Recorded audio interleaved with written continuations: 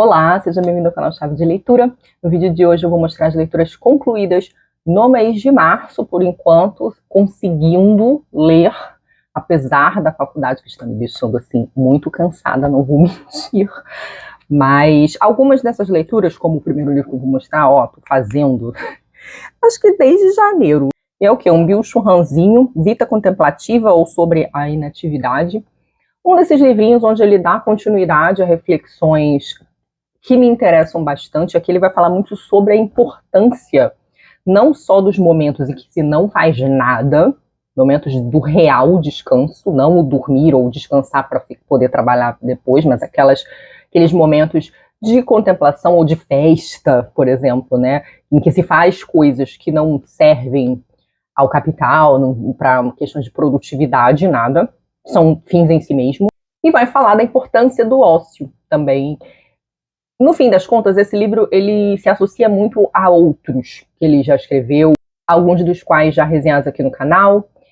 Eu diria que ele se relaciona bastante com O Favor Fechar os Olhos ou O Desaparecimento dos Rituais, que são reflexões em torno dessa questão do descanso e das atividades contemplativas que não servem a uma produtividade, a um desenvolvimento de si mesmo, ou ao autossustento. É um livro que, apesar de fino, tem um pedaço aqui que ele chega numa reflexão do Heidegger, né? Ele é um filósofo e ele traz vários filósofos, ele vai falar bastante. Aqui ele vai discordar bastante de uma tese da Hannah Arendt sobre o Homo Faber, né? Seria assim, o homem que faz, o homem que trabalha. Mas quando ele chega nessa parte do Heidegger, eu precisei ler com bastante calma. Não foi uma leitura que eu devorei, terminei super rapidinho, não. Mas foi um livro que eu gostei bastante. Depois eu li o livro da nossa proposta de leitura aqui do canal, que é os 5 livros para 2024, que foi a trilogia de Copenhagen, da Tove Ditlevsen. Livro que várias pessoas haviam me indicado já. E a Tove é uma autora dinamarquesa, falecida já, inclusive em uma situação muito triste, né, porque ela tira a própria vida. E aqui a gente tem reunido os 3 livros que ela escreve, que são autobiográficos, onde ela vai tratar da sua vida. O título deles, originalmente, era Infância, Juventude e Dependência, onde ela vai contar, então, a sua trajetória como filha de uma família pobre, que vivia no bairro dos trabalhadores, operários, e o seu desejo, que surge desde cedo de ser escritora, quando ela descobre a literatura. O que ela vai fazer com isso, né? Ela que surge como poeta, que se apaixona pela poesia e aí, mesmo com recursos esparsos, vai se dedicar à poesia. A sua fase da juventude, que é o período em que ela termina de estudar, como pessoa de família pobre, ela era meio que obrigada a trabalhar, então ela para de estudar para trabalhar. Então ela vai falar um pouco dessas suas experiências com primeiros empregos e também de vínculos sociais fora da família. E na parte chamada dependência, ela vai falar do seu período, do período em que ela se casa. Ela vai ter mais de um casamento no período até que descrito, que não é tão longo, ela vai ter 3 maridos. E ela vai falar desse período em que ela vai lidar com muito sofrimento com a dependência química, porque ela vai ficar viciada em remédio. Eu gostei demais do livro, acho que a Tove ela tem um estilo muito direto, muito objetivo, sendo que ele tem alguns momentos, assim, algumas pinceladas poéticas.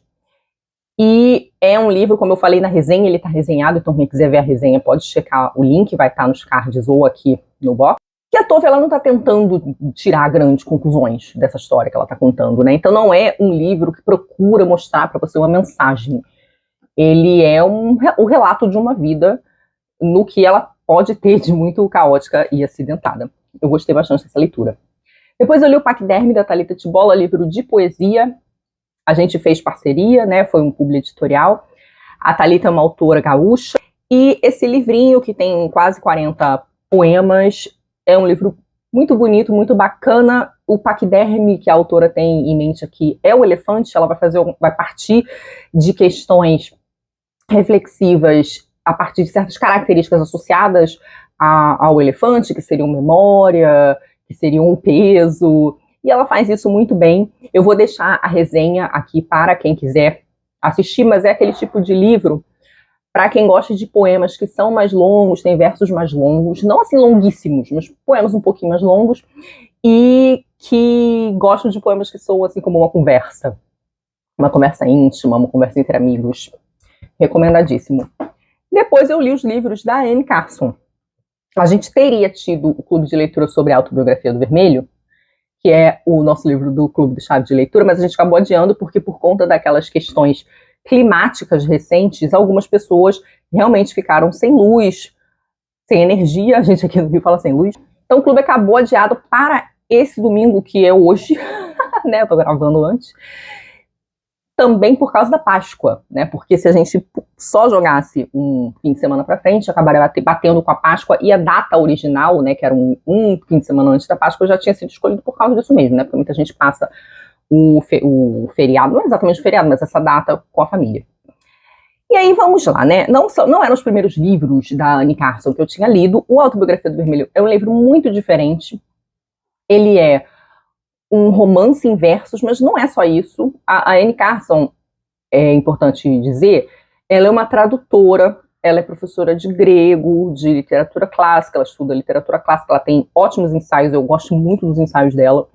Eu li um livro dela chamado The Creation, e agora aqui no Brasil saiu um compilado pela 34, que tem um outro nome, que é Sobre Aquilo que Eu Mais Penso, que tem ensaios de diferentes livros.